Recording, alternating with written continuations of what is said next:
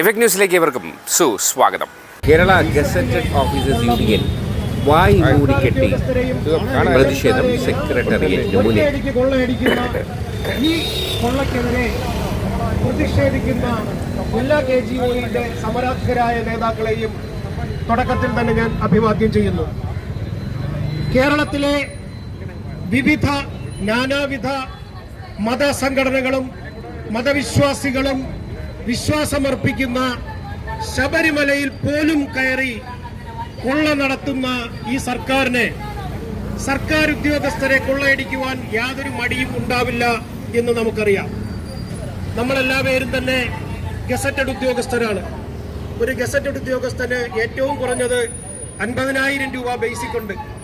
50,000 രൂപ മുതൽ 1,00,000-ലധികം ബേസിക് വാങ്ങുന്നവർ നമ്മുടെ കൂട്ടത്തിലുണ്ട്. നമുക്ക് ഓരോ മാസവും 20% അടുപ്പിച്ച് DA കുടിശ്ശിക കിട്ടാനുണ്ട്.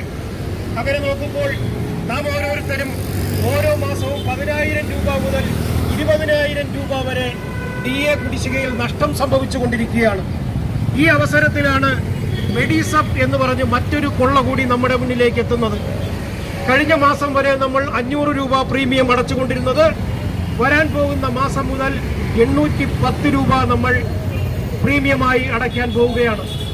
ഒരു വീട്ടിൽ ഭാര്യയും ഭർത്താവും സർക്കാർ ഉദ്യോഗസ്ഥരും അവരുടെ അച്ഛനമ്മമാർ പെൻഷൻകാരുമായി മാറുകയാണെങ്കിൽ 810 × 4 അതായത് 3,240 രൂപ ഒരു മാസം മെഡിസപ്പിനായി ആ വീട്ടിൽ നിന്നും കൊടുക്കണം. അതായത് ഒരു വർഷം 38,000 രൂപയിൽ അധികം ഈ പ്രീമിയമായിട്ട് ആ വീട്ടിൽ നിന്നും ഒരു കുടുംബത്തിൽ നിന്നും കൊടുക്കണം. നമുക്കറിയാം, കേരളത്തിൽ ഇന്ന് പ്രവർത്തിക്കുന്ന ഏറ്റവും നല്ല ഇൻഷുറൻസ് കമ്പനി പോലും ഒരു കുടുംബത്തിന്റെ പ്രീമിയമായിട്ട് ഒരു വർഷം ഈ തുക ആരിൽ നിന്നും തന്നെ ഈടാക്കുന്നില്ല.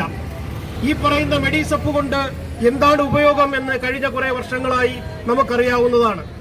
ഏതൊരാശുപത്രിയിലും ചെന്ന് സർക്കാർ ഉദ്യോഗസ്ഥരാണ് നമ്മുടെ മെഡിസപ്പിന്റെ കീഴിൽ വരുന്നയാരാണ് എന്ന് പറഞ്ഞാൽ ആ ആശുപത്രിക്കാർ ആ ഒരു രോഗിയോട് കാണിക്കുന്ന സമീപനം എന്താണെന്നും മെഡിസപ്പിലൂടെ ബില്ല് മാറുവാനുള്ള ബുദ്ധിമുട്ട് എന്താണെന്നും നമുക്കേവർക്കും അറിയാവുന്നതാണ്. അങ്ങനെ വരുമ്പോൾ ഒരു കുടുംബം 38,000-ലധികം രൂപ നൽകി ഈ മെഡിസപ്പ് എന്ന് പറയുന്ന ഈ സംവിധാനത്തിൽ ചേരേണ്ട ആവശ്യമുണ്ടോ? അതോ നമ്മുടെ വിവിധ പ്രൈവറ്റ് ഇൻഷുറൻസ് കമ്പനികൾ നൽകുന്ന വളരെ ബൃഹത്തായ, അതായത് ഒരു രോഗി ഒരു ആശുപത്രിയിൽ അഡ്മിറ്റായാൽ ആ നിമിഷം മുതൽ 1 രൂപ പോലും കൊടുക്കാതെ വളരെ മെച്ചപ്പെട്ട ചികിത്സ ലഭ്യമാകുമ്പോൾ ഈ ഉയർന്ന തുക നൽകി ഒരൽപ്പം പോലും ആനുകൂല്യം കിട്ടാത്ത ഈ ഒരു സംവിധാനത്തിൽ ചേരണമോ എന്നുള്ളതാണ് ഇവിടുത്തെ വിഷയം. അതിനുള്ള യാതൊരു ഓപ്ഷനും തന്നെ ഈ പറയുന്നതിൽ ചെയ്തിട്ടുമില്ല.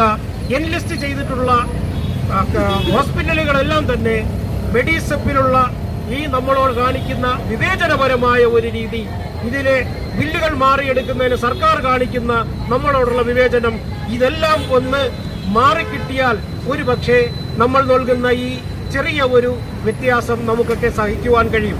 എന്നിരുന്നാലും GST പോലുള്ള അനാവശ്യമായ പ്രീമിയം ഇൻഷുറൻസ് കമ്പനികൾക്ക് അല്ലെങ്കിൽ ഇൻഷുറൻസിന് GST ഇല്ല എന്നിരിക്കവേ GST ഉൾപ്പെടെയുള്ള തുകകൾ സർക്കാർ ഉദ്യോഗസ്ഥരിൽ നിന്നും ഈടാക്കി സർക്കാർ ഉദ്യോഗസ്ഥരെയും പെൻഷൻകാരെയും പകൽ കൊള്ള ചെയ്യുന്ന ഈ സംവിധാനത്തിനെതിരെ ശക്തമായി പ്രതികരിച്ച നമ്മുടെ ഈ സംഘടനയെയും സംഘടനയ്ക്ക് നേതൃത്വം നൽകുന്ന നേതാക്കളെയും ഇവിടെ എത്തിച്ചേർന്ന എല്ലാ സമരഭടന്മാരെയും മുക്തകണ്ഠം അഭിവാദ്യം ചെയ്തുകൊണ്ട് നിർത്തുന്നു. നന്ദി, നമസ്കാരം. ജയ് KGOU. മറ്റൊരു വാർത്തയുമായി വീണ്ടും കണ്ടുമുട്ടുന്നതുവരെ ഏവർക്കും നന്ദി, നമസ്കാരം.